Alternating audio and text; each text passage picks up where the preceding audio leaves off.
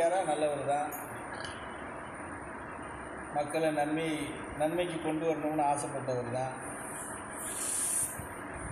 புரிஞ்சதா? அவர் சொன்னதை எத்தனை பேர் கேட்டுக்கிட்டாங்க? அவர் ஆசையெல்லாம் என்ன? சிறிய அளவில் கூட சித்தாந்த ரீதியில் பயணம் பண்ணணும்னா ஒன்றால் ஒரு சிறு குழந்தை கூட மனநிலை பாதிக்கக்கூடாது. ஊறி போகிற எந்த ஒரு ஜீவனாக இருந்தாலும் அந்த ஜீவனுக்கு கூட ஒன்றால் ஒரு இடைவெளி வரக்கூடாது. நல்லவனோ கெட்டவனோ எவரும் நீ குறையும் கூறக்கூடாது, நிறையும் கூறக்கூடாது. அவரவர் வேலையை அவரவர் பார்க்குறாங்க, உன் வேலையை நீ பாரு. இப்படி தான் அவர் ஆசைப்பட்டார். நம்ம எல்லாம் அப்படியா இருக்கிறோம்? இல்லை அங்கே போனவங்களாம் அப்படியா இருக்கிறாங்க? சொல்லுங்க. 1008 குறை பேசுகிறோம். அது சரியில்லை, இது சரியில்லை, அவங்க நல்லா இல்லை, இவங்க நல்லா இல்லை.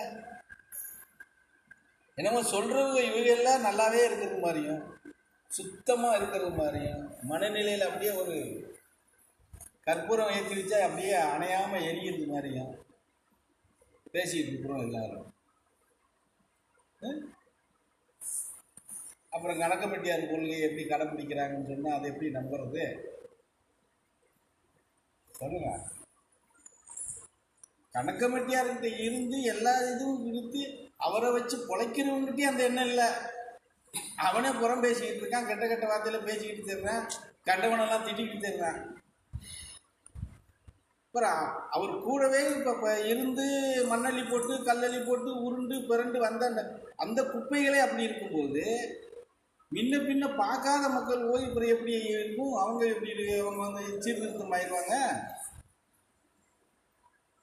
புரியுதா? அப்படிங்கும்போது மனுஷனுடைய சுபாவத்தில் வந்து யாருமே எங்களை பொறுத்தவரை நம்பிக்கை, முழு நம்பிக்கை வைக்கிறது பெரிய தன்னைத்தானே ஏமாத்திக்கிறதுக்கு அர்த்தமாகுதுன்னு நாங்களாம் கருதுகிறோம். நான் கருதுறேன், மற்றவங்க கருதுறாங்களா இல்லையான்னு சொல்ல முடியாது.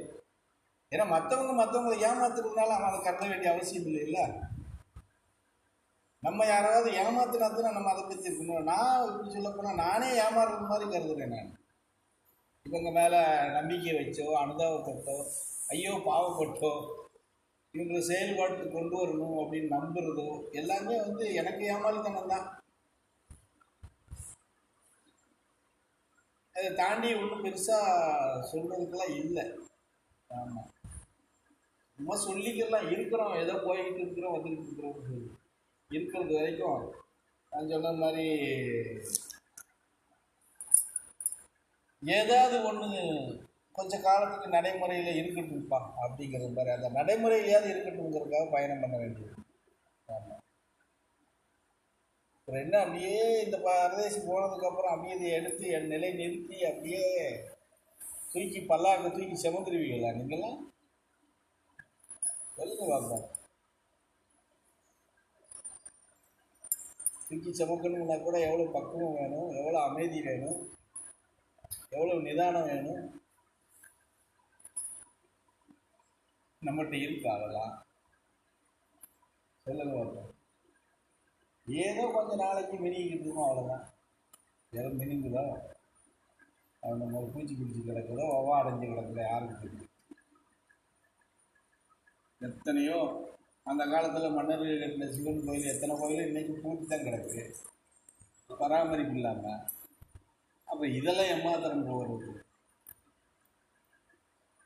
அதனால தான் முன்னோர்கள் சித்தர்கள்லாம் நிறைய மகான்கள் எல்லாம் இந்த மாதிரி ஒரு அமைப்பு நமக்கு வேண்டியதே இல்லை, அட போடா அப்படின்னு துண்டை உதறி தோல் விட்டு போனவங்க பல மகான்கள் இருக்கிறாங்க. ஆமாம்.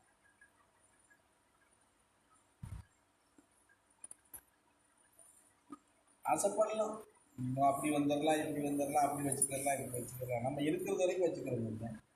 போனதுக்கப்புறம் யார் வச்சுக்குவா? சொல்லுங்க. இருக்கு, சும்மா சொல்லிக்கிறோம். நம்ம வந்து என்ன சொல்கிறாரு, இங்கே தான் சொல்லிக்கிறணும், நான் என்ன சொல்ல முடியும்?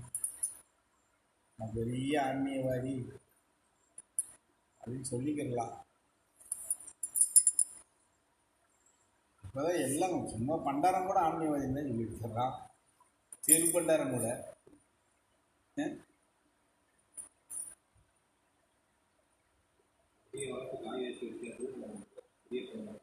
போதகர் ஆகிறாங்க, ஆன்மீகவாதி ஆகிறாங்க, மகான் ஆகிறாங்க இல்லையா?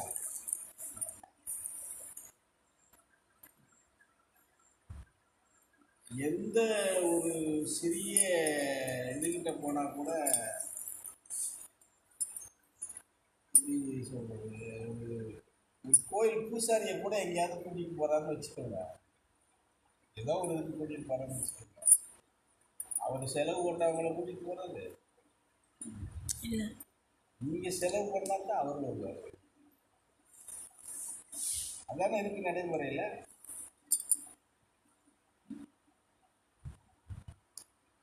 இங்கே எல்லாம் கூட்டிகிட்டு போய் சாப்பாடு வாங்கி கொடுத்து உறங்கிறதுக்கு ரூம் கொடுத்து இறக்கி கொண்டாந்து விட்டால் திருப்பி வீட்டுக்கு போகிறதுக்கு எனக்கு 200 300 வேணும்னு வாங்கிட்டு போகிறாங்க.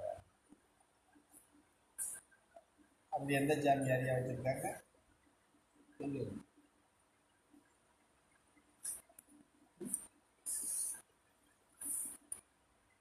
உண்மையும் சொல்கிறேன், புரிஞ்சதா? நமக்கு அந்த இடத்து நம்ம இடத்துல நம்ம அதெல்லாம் ஒரு பொருளாகவே எப்பவும் பார்க்கணும். எத்தனையோ இடத்துக்குள்ளெல்லாம் கூட்டிகிட்டு போகிறேன், எல்லாம் எத்தனை பேர் அந்த மாட்டில் இருக்கிறத அவுத்து போட்டு செலவழிட்டு வந்தவங்க இருக்கீங்க.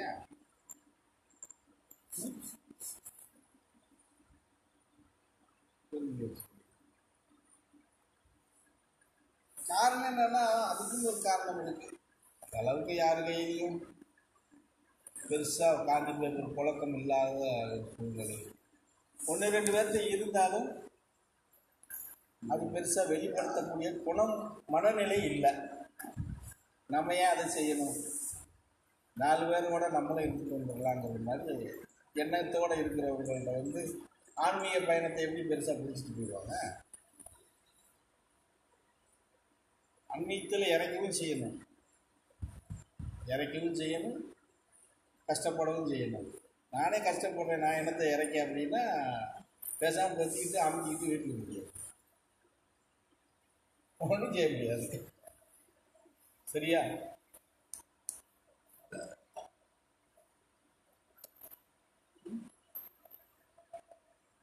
ஏதோ வாரம் ஏதோ ஒன்று நடக்குமான்னு நினச்சிட்டு போகிறது தான் ஆன்மீகம்னு நினச்சிட்டு இருக்கிறோம்.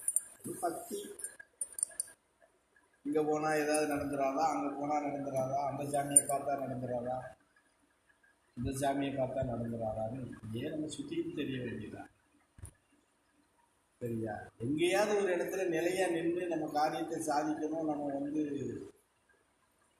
குடும்பத்தை நிரந்தரமாக நிற்க வைக்கணும் அப்படிங்கிற எண்ணம் யாருக்கு எவ்வளோ பேர் இருக்கு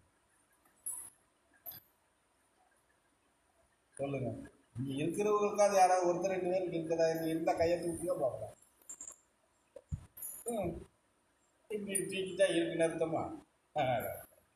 உனக்கு இருக்காங்க